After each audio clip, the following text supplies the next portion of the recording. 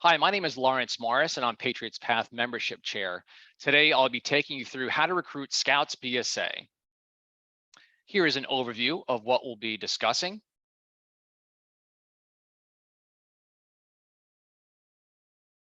Great. So first things first, does your unit have a new member coordinator? If you do, that's great. You're one step ahead of the game. Please make sure that this person is attending our council and district recruiting trainings.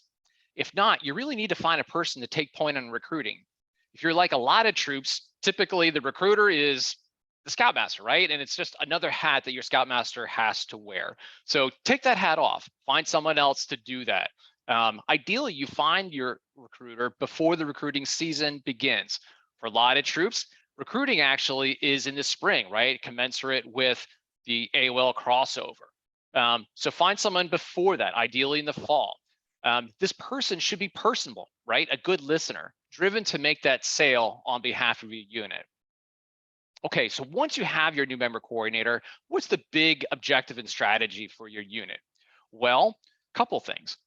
Too many Cub Scouts are lost during the AOL crossover process, right? We know that. We're also too reliant on Cub Scouts for our new members. So our objective here is to increase the size of our units by doing two things. One, make sure that we're recruiting all those AOLs from the local packs. And two, focus on middle school youth that are not in Cub Scouts, right? Your non-AOLs. So from a graphic perspective, this is where we are today, right? We have Cub Scouts and then they matriculate to Scouts BSA, right? And there is this gap here in terms of AOLs lost, right? And then where we want to get to is not only capturing all those AOLs, but we're actually expanding, if you will, the bucket for Scouts BSA by adding non-AOLs. So the rationale is pretty simple, right? Like if we do those two things well, we actually can increase the size of our BSA units quite substantially. So task number one, recruit all those AOLs. So first things first, do you have a den chief associated with the local packs? If you do, that's great. They're like the role model, right? And they become that natural bridge from the pack to your troop. But in addition to that, if you're a scoutmaster, your new member coordinator, they should be also checking in with the unit as well as the den chief to see how things are going from a recruiting perspective. These are a number of key actions to take by month. Those actions start actually in the summertime. I know, a little crazy, right? Because when typically crossovers happen in late winter, early spring. But literally, like if you have a good relationship with your pack, those actions begin to start in the summertime, right? So to find out when is that crossover date.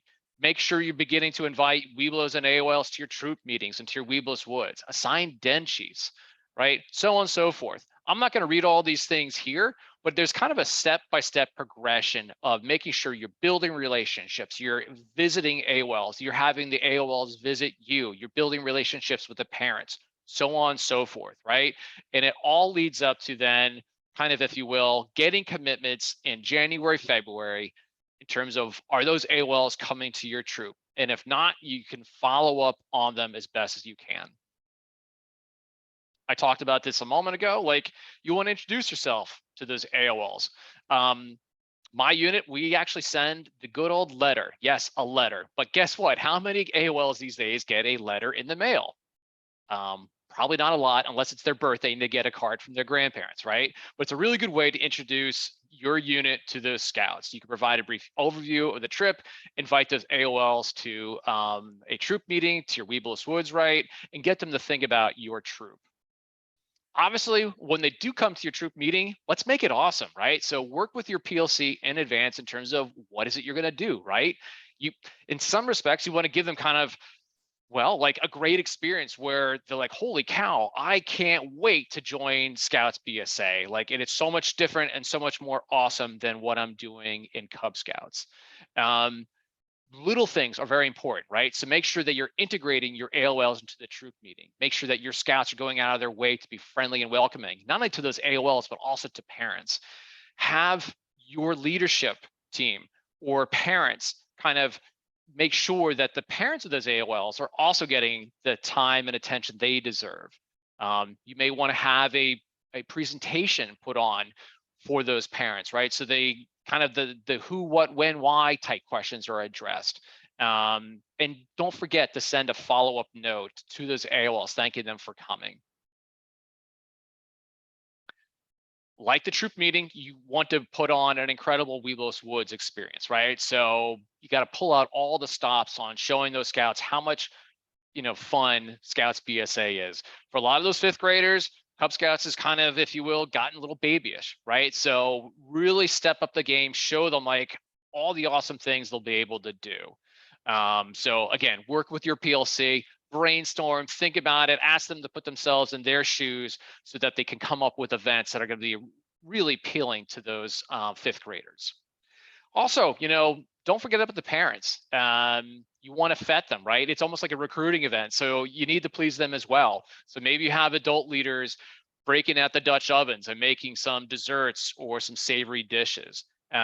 Really make them feel comfortable. So if it's cold out, make sure you've got the fire going, or if you have extra blankets to share with them, make sure they are comfortable. And again, make sure you follow up thanking them.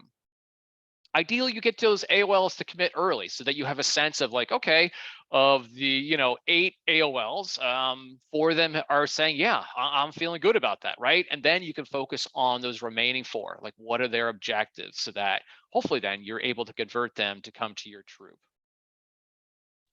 Obviously, I've mentioned this twice, but don't forget about those parents, right? So you may want to also send the parents a document in terms of, again, answering some key questions.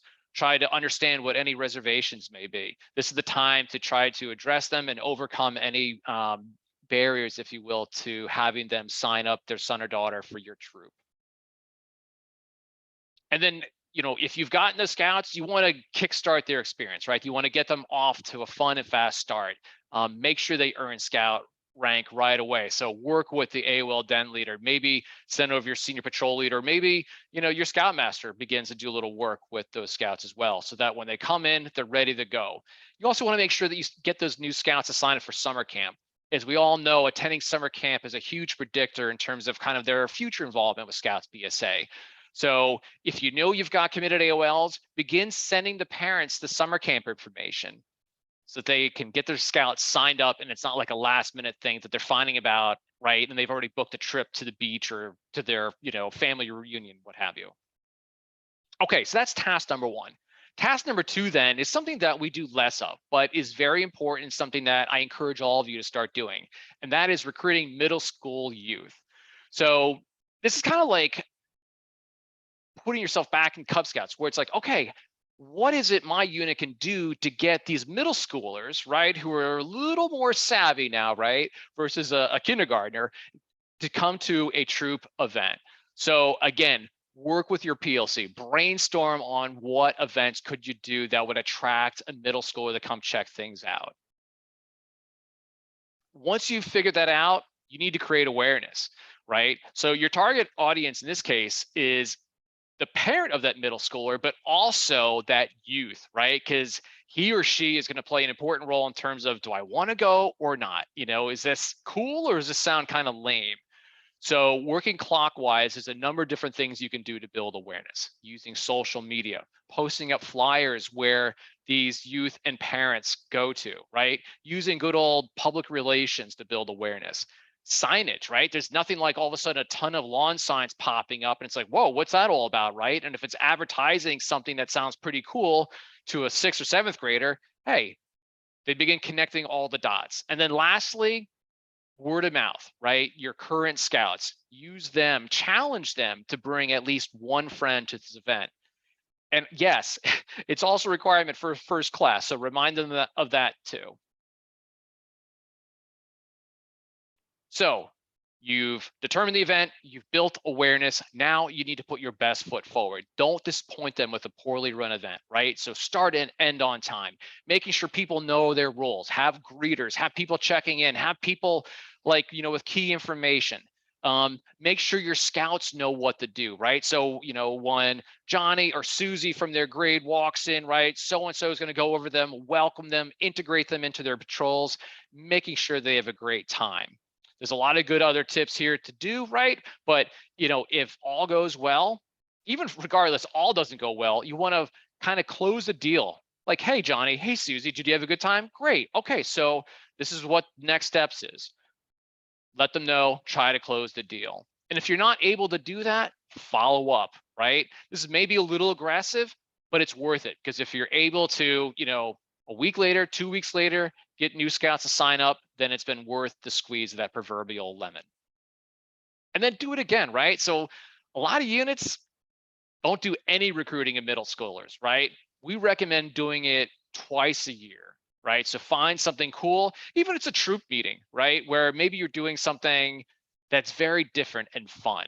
Maybe it's a Dutch oven cooking meeting. Have your scouts invite their friends to it. Like, wait a second, you're making what in a Dutch oven? And like, we're gonna make fire and we get to do it all ourselves? Wow, okay, yeah, I wanna check that out. So again, encourage your unit to do these recruiting events again. Almost think of recruiting as a continuous cycle, right? So if you've got good troop meetings planned, good outings planned, invite those middle school youth to check things out. You can see some tips and advice here, great resources at that link. From a relationship standpoint, always stay engaged with your local PACs and AOL Den leaders. See how you can help them, right? So maybe they have the Pinewood Derby, maybe they're shooting off model rockets. Provide you assistance through your scouts to build those relationships. And that is it. One thing I did want to show you is the Patriots Path website. So ppcbsa.org.